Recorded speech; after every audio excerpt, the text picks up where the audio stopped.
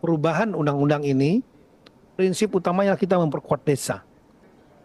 Kemudian hak keuangan kepala desa, perangkat dan BPD, jaminan sosial, kesehatan dan naker, kepala desa, perangkat. Pan perlu jangankan sampai malam, sore ini juga selesai. Ya begitu. Ada dari beberapa anggota lagi dalam pesawat nih Pak Menteri untuk menyelesaikan undang-undang desa ini. Karena apa? Karena PKB menganggap bahwa undang-undang desa ini adalah memberikan penguatan terhadap. Assalamualaikum warahmatullahi wabarakatuh. Teman-teman semua, apa kabar?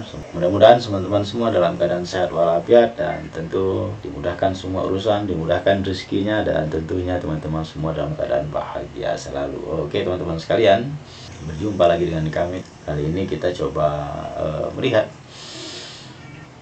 beberapa perubahan substansi undang-undang desa yang sekarang sudah menjadi rancangan undang-undang tentang perubahan kedua dari Undang-Undang Nomor 6 Tahun 2014 tentang desa.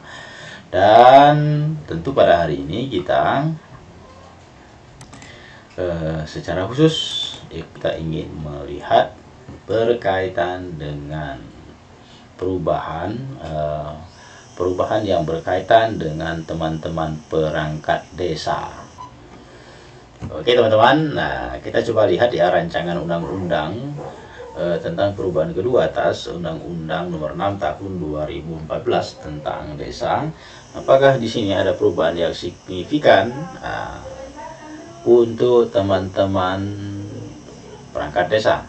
Ya, ini teman-teman perangkat desa ya, Sekdes, Kasih, Kawur. Nah, oke teman-teman sekalian, kita coba lihat dari perubahan undang-undang ini seperti apa nih dampaknya terhadap teman-teman perangkat desa. Oke ya, kita coba lihat. Ini kita lihat langsung saja ke pasal yang spesifik berkaitan dengan teman-teman perangkat desa. Oke, nah kita coba langsung merujuk ke pasal 50 itu.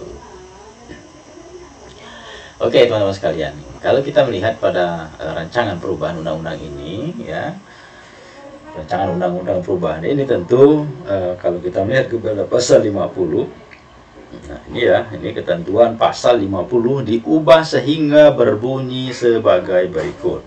Oke ya, pasal 50, perangkat desa sebagaimana dimaksud dalam pasal 48 diangkat dari warga desa yang memenuhi persyaratan. Pertama adalah bertakwa kepada Tuhan Yang Maha Esa, berpendidikan paling rendah sekolah menengah umum atau sederajat atau minimal tamat SMA nih. Kemudian yang ketiga ini berusia 20 tahun. Nah, nanti usianya 20 tahun sampai 42 tahun. Kemudian yang selanjutnya syarat lain yang ditentukan dalam peraturan daerah, kabupaten, kota. Kemudian ayat 2-nya ini ketentuan lebih lanjut mengenai perangkat desa sebagaimana dimaksud dalam pasal 48, pasal 49 dan pasal 50 ayat 1 diatur dalam peraturan daerah, kabupaten, kota berdasarkan peraturan pemerintah. Ini teman-teman sekalian, apa namanya? Poin perubahan ya yang terjadi di rancangan undang-undang desa ini. Nah, kemudian hal lain yang apa namanya yang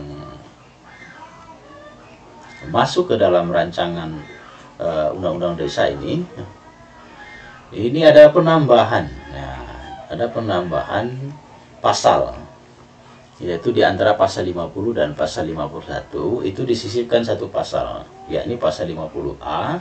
Jadi pasal 50A ini berbunyi sebagai berikut, yang ini sebelumnya belum ada ini. Nanti kita coba lihat ke apa namanya undang-undang desa yang undang-undang nomor 6 tahun 2014-nya. Oke, perangkat desa dalam melaksanakan tugas ya sebagaimana dimaksud dalam pasal 49 ayat 1 ini berhak menerima penghasilan tetap setiap bulan, kemudian tunjangan dan penerimaan lainnya yang sah. Oke ya, terus selanjutnya mendapatkan jaminan sosial di bidang kesehatan dan ketenaga kerjaan. Dan C, ini mendapatkan tunjangan purna tugas 1 kali di akhir masa jabatan sesuai kemampuan keuangan desa yang diatur dalam peraturan pemerintah. Oke, teman-teman sekalian, perangkat desa ini juga ada pasal tambahan, pasal 50A yang diselipkan 50 pada pasal 50 dan 51, di antara pasal 50 dan pasal 51. Ini salah satu poin tambahan pada rancangan undang-undang perubahan undang-undang desa. Ini kan kalau kita coba lihat ini ya, undang-undang desa ini yang undang-undang nomor 6 tahun 2014 nih. Oke ya, pasal 50-nya sebelumnya ini kan berbunyi seperti ini: berpendidikan paling rendah sekolah menengah.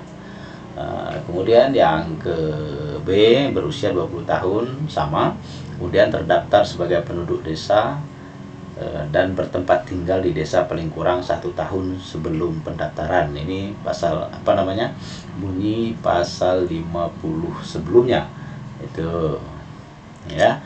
Kemudian pasal 51-nya ini berkaitan dengan perangkat desa dilarang atau larangan bagi perangkat desa. Jadi tadi diselipkan di antara dua pasal, pasal 50 dan pasal 51. Pasal 50 mengalami perubahan, kemudian pasal 51 tidak ada perubahan, kemudian ditambah dengan pasal 50A. Oke ya. Ini kalau kita merujuk kepada undang-undang nomor 6 tahun 2014 tentang desa yang lalu. Ini ya teman-teman sekalian, saya pikir itu penjelasannya berkaitan dengan rancangan undang-undang ya, rancangan undang-undang tentang perubahan kedua atas undang-undang nomor 6 tahun 2014 tentang desa.